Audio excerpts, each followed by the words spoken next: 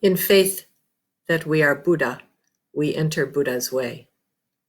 Homage to the Buddha, homage to the Dharma, homage to the Sangha. Today I want to talk about vows for life.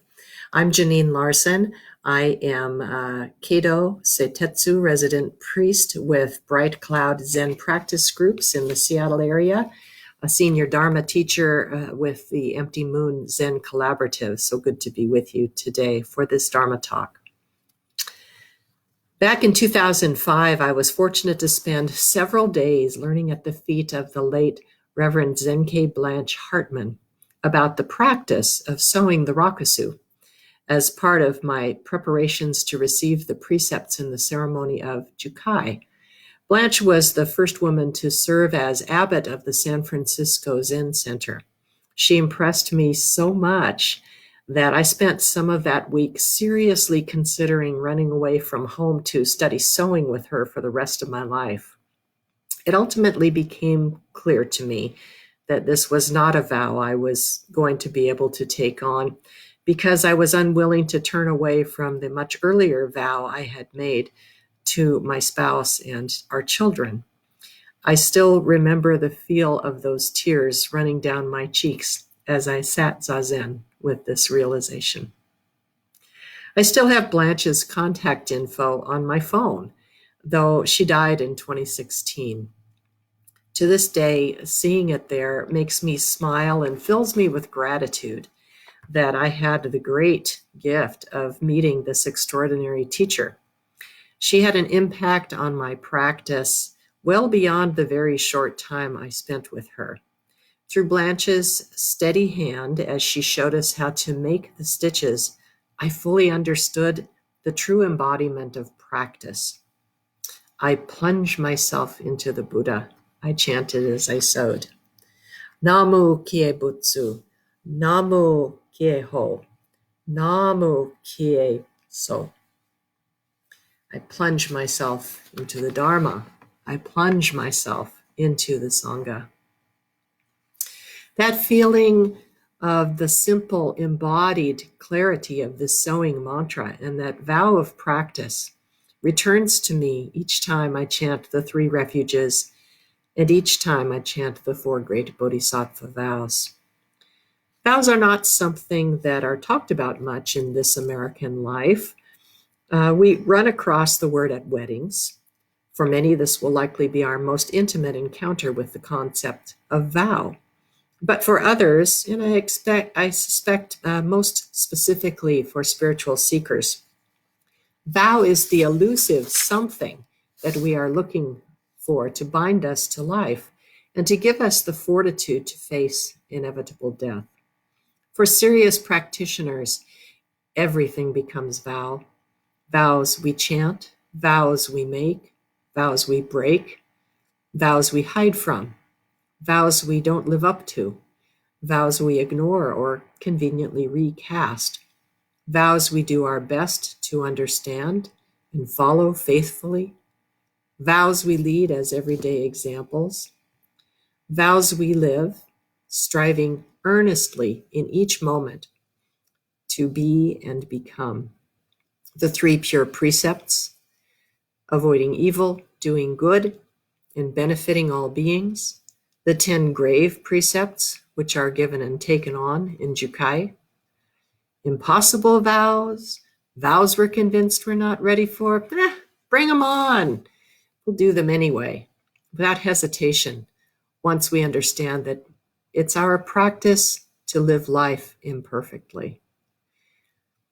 That each vow we are making is about the willingness to practice wholeheartedly, fully human, fully Buddha, with no thought of perfection existing outside this perfect moment, but only just as it's given and just as it's lived. To this we give ourselves, nothing held back. This is how we save all beings, because we remember we are nothing less than all beings. In faith, we are Buddha. We enter the Buddha's way. In our Bright Cloud sitting groups, part of the Empty Moon Sangha in the Seattle area, We have a special day of Zazen Kai around the turn of the new year to consider individual life vows.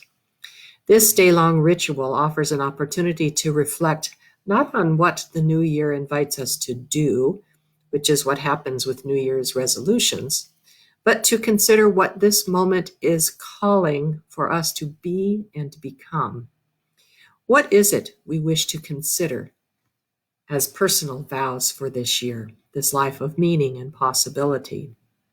Life vows encourage us to set our intention for the time being, including the invitation to return to what is most true and alive for us each moment, especially when we notice that we have slipped into a pattern of bumbling along mindlessly. Rather than focus on a failure to heed our best intentions, we can simply renew our intention and honor ourselves for making the best decision and taking the action to do so at this time, and this time, and this time. No need to fall into an endless cycle of shame and blame. Life vows invite you to name for yourself how you will be true to your aspirations, and more importantly, to your deepest values and intentions. You don't have to wait for a new year to recognize your life vows and allow them to help shine a bright light on your way. Do it now. Keep them in front of you now. Our sitting groups also regularly take up the study of the precepts, both generally and as an intimate practice for those who have recognized their devotion, that is, this way of vow, to the Zen path. 3 of our members have taken Jukai with James Myoun Roshi, engaging the 3 refuges, the 3 pure precepts, the 10 grave precepts, the sowing of the Rakusu, and discernment about entering this lineage. These same 3 and 3 others among us have taken the first 5 precepts. This is a process we offer to those who are ready for a first step onto the Zen path, but not yet certain they are prepared to take on the full vows of Jukai.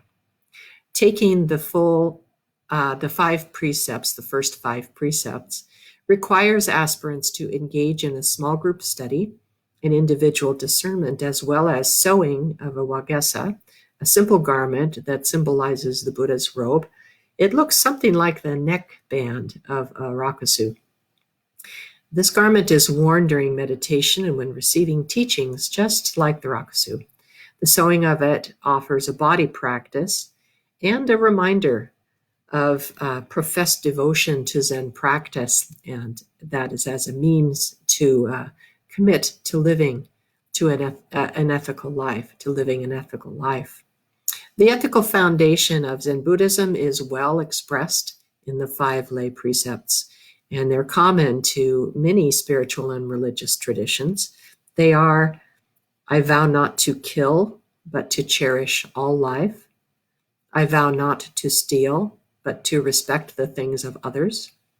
I vow not to lie, but to speak the truth.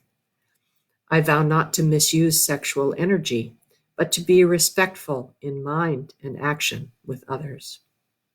I vow not to misuse drugs or alcohol, but to keep the mind clear. We work with the precepts by engaging introspection to understand what the precepts mean in our particular lives, by observing the consequences of upholding them or falling short of them, and noticing that stress and difficulties decrease when we uphold them and increase when we don't, and by atoning, forgiving, and recommitting to our intentions.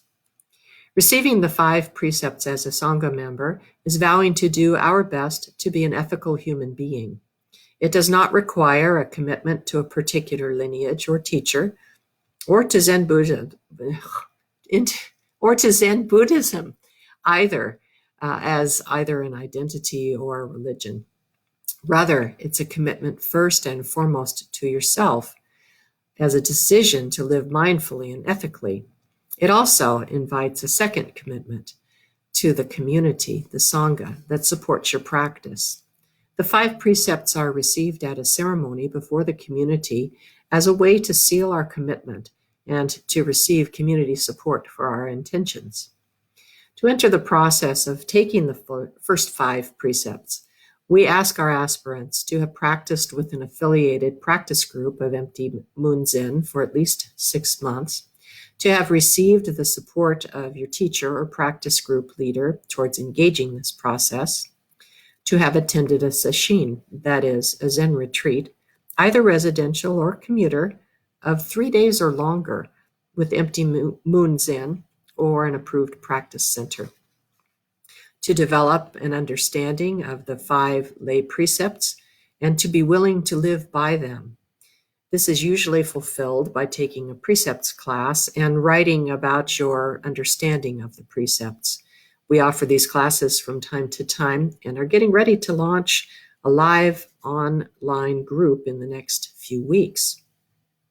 We also ask our aspirants to complete a writing assignment to reflect on how the precepts speak to you. This is submitted to the aspirant's teacher or practice group leader at least 2 weeks in advance of the scheduled ceremony to confer the precepts. Usually that's held at the end of a sesshin. And finally, we ask our aspirants to sow the wagesa. The 5 lay precepts ceremony, as I mentioned, is a short public ritual and often held on the last day of an Empty Moon Zen retreat with James, in which aspirants make known their intention to commit to an ethical life and live by the 5 precepts. The precepts are then formally given by the teacher, along with the presentation of the wagesa. We recommend at least 3 months to complete all the preparatory steps. When a student comes to me and much faster than that 3 months, I typically send them back and ask them to dig a little deeper, look a little further into this question of vows. One does not need to take on Zen vows formally or in public, of course, but for some, the vows' intentions are clarified and solidified with the process and with the witness and support of the Sangha. Here are 5 discernment questions that you can begin investigating right now around the 5 precepts, whether or not you have already made formal vows to Zen practice or if you have any intention of doing so ever.